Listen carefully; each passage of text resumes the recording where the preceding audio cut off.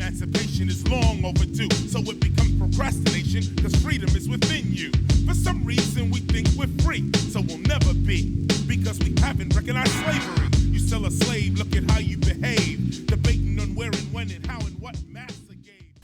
Hello everybody and welcome to Truth and Law. Welcome to This Week in Tyranny, a weekly show about authoritarianism, government overreach, and global injustice. This is episode 18 of This Week in Tyranny. Today is April 7th, 2023. It is Easter weekend, and you can find all my material at truthandlaw.com. That's why I said it at first, but this is This Week in Tyranny. And This Week in Tyranny, we've got two main stories that I wanted to talk about. Number one is directly related to the video I just recorded, which is why I messed up in the beginning, about the Covenant shooting. And that has to do with the Tennessee Democrats, the representatives that two of them were removed because they started a protest in their House legislature. They started talking out of turn about gun control, basically trying to get gun control done as a result of the Covenant shooting.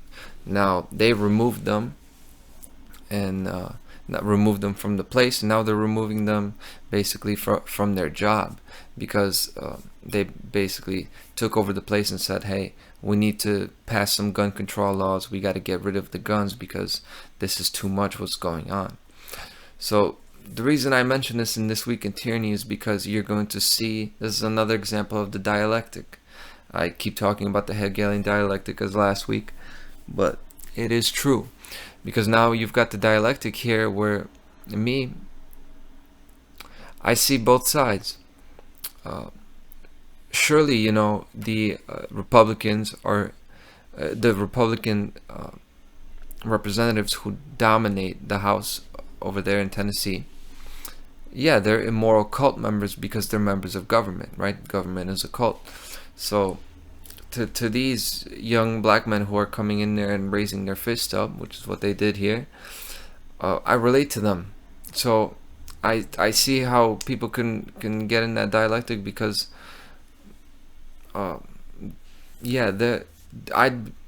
want to yell at them too. I'd want to get in the legislature and tell them they're all immoral pieces of trash, which they are. But what this creates now is a false martyrdom, right? The people who can instinctively sense that, hey, the status quo of these red wave America Republicans, many of them, you know, MAGA Republicans, make America great again, everything America first. They can sense that these guys are full of shit, and they are.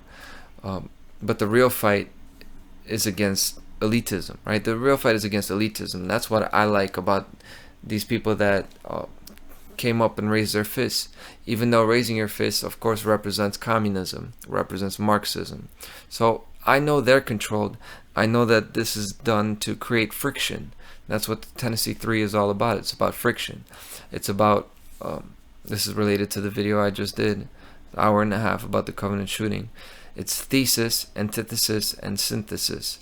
That's the Hegelian dialectic. So basically you've got your one idea, your thesis, which is gun ownership. There is gun ownership, okay, it stands there. Then you've got the antithesis. You've got the opposite of that, the thing that's made to attack that, which is protection of our children. You have the school shootings, mass shootings in general, and obviously that's supposed to be countering and attacking gun ownership. And what that happens is a synthesis comes out of that, which is totalitarian control. That's what this story is all about. Let's move on to the next story. The Maryland priests.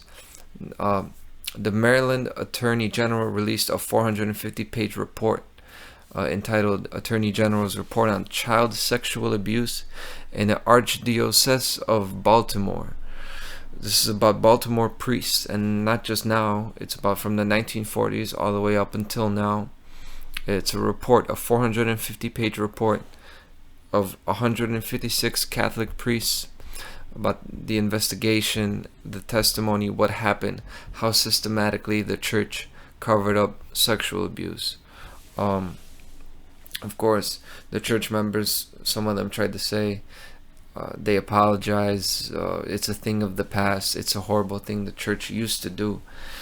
All this talk as if the church is not doing it now. Now, also, I would like to say that the reason this comes out right before Easter Sunday, yes, there is a lot of anti-Christian, especially anti-Catholic attacks lately, and part of the part of the synthesis of this is, yeah, they're going to destroy the Bible, which has, occult, deep moral truths. They're going to discredit the teachings of Christ, and the teaching of Christ is something that I completely live according to. Not the commandments of not any covenant with any nation of people. I don't believe in any carrying out any rituals like circumcision, any kind of bodily mutilation or anything like that. Yes, I am baptized, and I'm not ashamed to say that. And if somebody asks me if I'm a believer, or somebody say, if basically, if I accept Jesus Christ as my Lord and Savior, I would answer yes to that. And I want to just make that point. It's a bit off topic right before Easter, because I'm not just, when I was younger, I used to attack the church. I used to be against the church because I knew that the people within the church were full of shit, and the priests were basically, I see they're trying to act as if they're some kind of medium between me and the Most High, and I knew that they were living a lie. As a report like this will show how they were living a lie, and it shows that there are just straight up pedophiles within these institutions. But I'm not going to attack the real church, not the church with a small c, the church with a capital C, which is, to me, people who are doing the work, doing the great work, to carry out works of love, to make this world a better place, to take care of our children, protect our children, and lift them up and raise them morally and spiritually, to basically get out of this hell and turn this hell of a planet into heaven. Okay, and as Christ said, the kingdom of heaven is within you. Okay, so just wanted to say that the story about the Maryland priests, I have to mention it. Yes, there are attacks on the church. That doesn't mean we should be defending the church. That doesn't mean, the Pope is going to do anything good. And even if you get the Pope out and get a good Pope in, he's not going to do anything good, because the whole Catholic hierarchy and corporate hierarchies of all the churches are not going to get anything good done. Summary of this episode, This Week in Tyranny. Children, they aren't safe in school. They aren't safe in church. And unfortunately, often they aren't safe even at home. And it's on us to care and to teach children their rights. Okay? Teach them nobody's allowed to touch them, and you have the right to self-defense. Okay? And you have to say no. That's your number one self-defense that we need to teach children, is you scream no as loud as you can.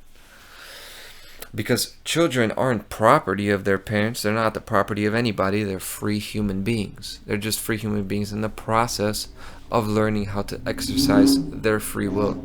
And I'd like to let that be a foreshadowing of my next video, hopefully this weekend, maybe next, about children, whose responsibility it is to raise children, and what our responsibility is. A very unorthodox, irregular This Week in Tyranny, I know. I just finished recording the video about the Covenant school shooting, so it's informal. It is what it is. But what This Week in Tyranny is, the most hardcore news show on earth. It's 100% real, and it's all about truth. Thank you very much. At truth, you can find me at truthandlaw.com. You can find me at thefreedomcurrent.com. I already have the domain for thisweekintyranny.com. That's in process. A whole lot of work in progress. And we also have a lot of great work in progress. Thank you very much. I'll see you next week on This Week in Tyranny.